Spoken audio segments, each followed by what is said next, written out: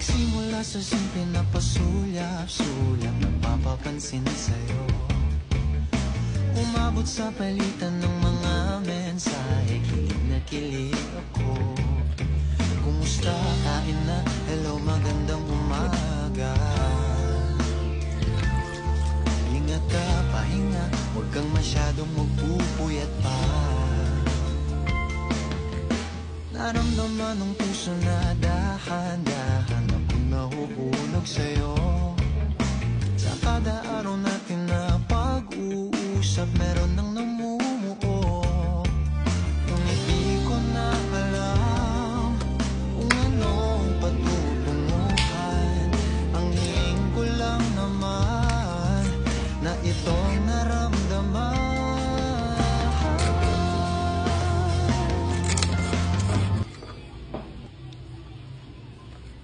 Listen, you can autograph, sir.